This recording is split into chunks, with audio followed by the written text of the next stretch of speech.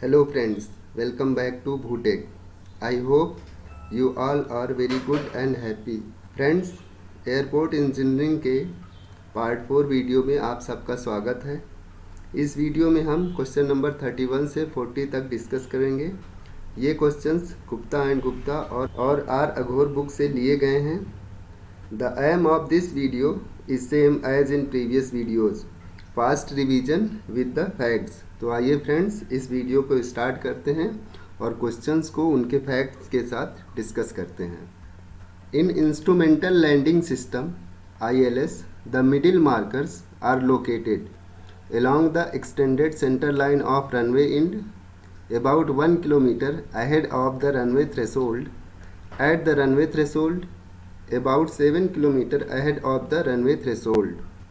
The middle markers, sometimes this is called as fan markers, is aligned across the front beam of the localizer and is situated approximately 1050 meters from the runway threshold. The use of the middle markers is to indicate visual approach guidance in low visibility conditions. Friends, this is outer marker, this is middle, and this is the runway, and this is threshold of runway. The distance from threshold of runway to middle markers have been asked in these questions. The value of this will be 1050 meters plus minus 150 meters. So the answer will be answer number B, about 1 kilometer ahead of the runway threshold. The size of landing area for multi-engineered helicopters operating under IFR condition is 22.5 meters into 22.5 meters, 30 meters into 30 meters, 22.5 into 30 meters, and 60 meters into 120 meter. The answer will be answer number D, 60 meter into 120 meters. Friends, आइए जानते हैं हम यहाँ पे flight rules कितने तरह के होते हैं।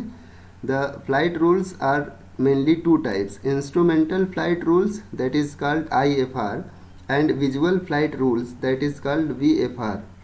The instrumental flight rules are for electronic signals and instrumentations and visual flight rules VFR are for weather conditions.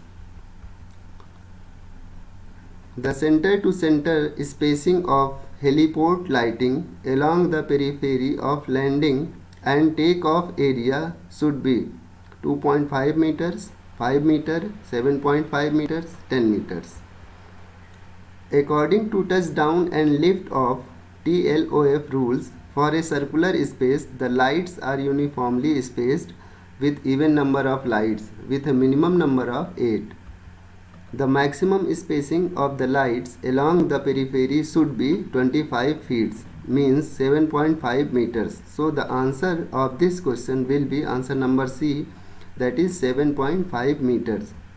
If D is the deceleration in meter per second square and V is the speed of aircraft in kilometer per hour, then the stopping distance of an aircraft is given by V square upon 12.75 into D, V square upon 25.5 into D, V square upon 51 into D, V square upon 125 into D.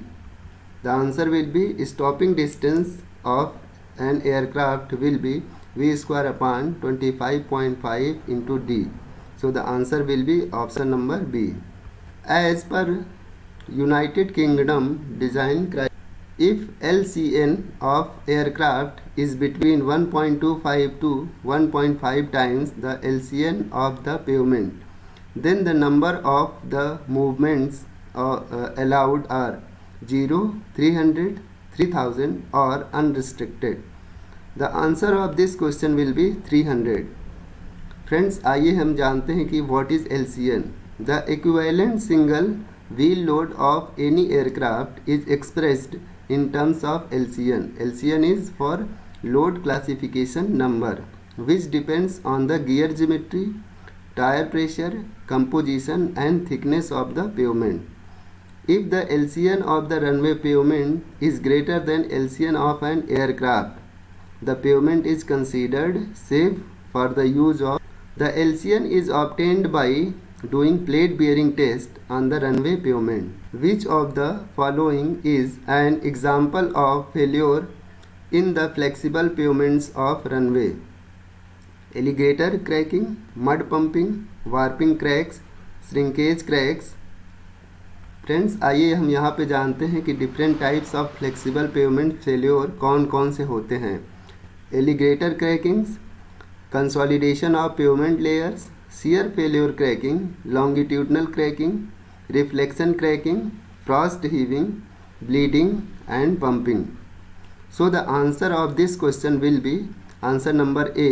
Alligator cracking is a type of flexible pavement failure of runway.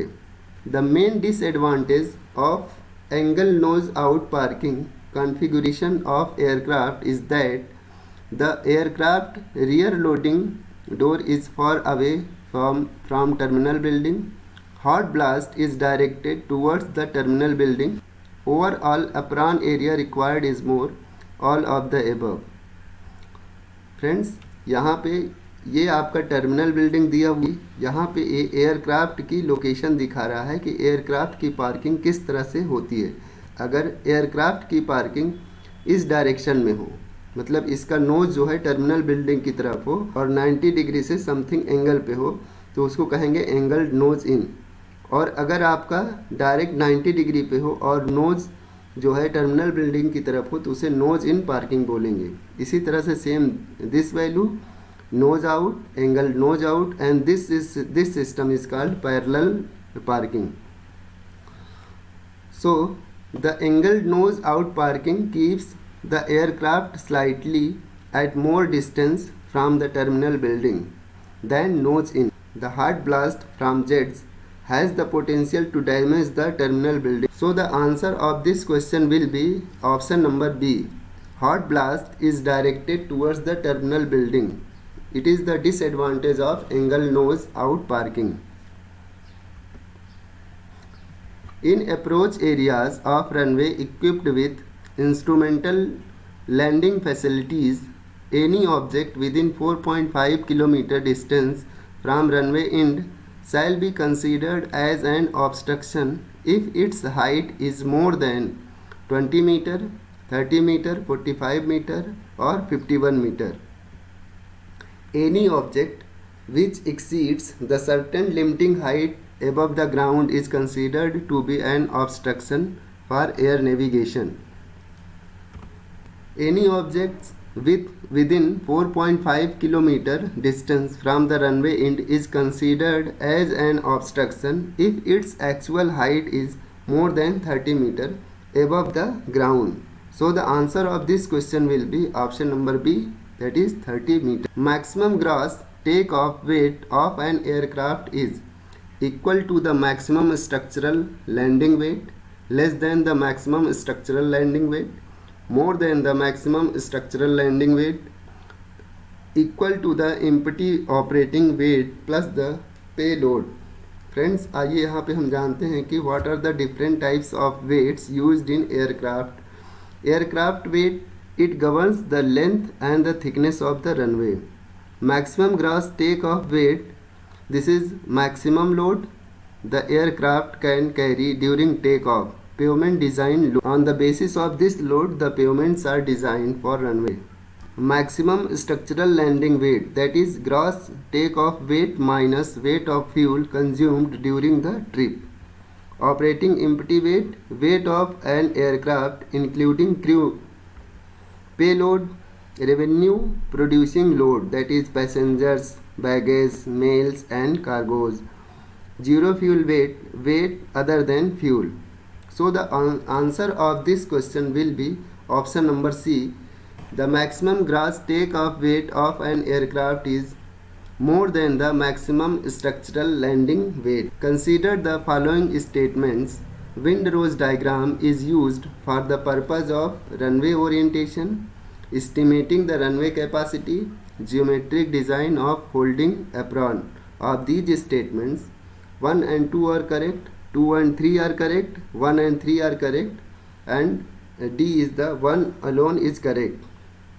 Friends आइए हम यह जानते हैं कि wind rose diagram किसके लिए use होता है।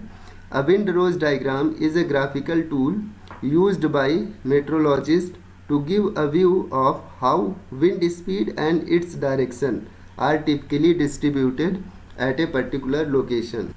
So the answer of this question will be option number D, that is 1 alone is correct. Means the wind rose diagram is used for the purpose of runway orientation only. Thanks a lot friends for watching. Please like and subscribe.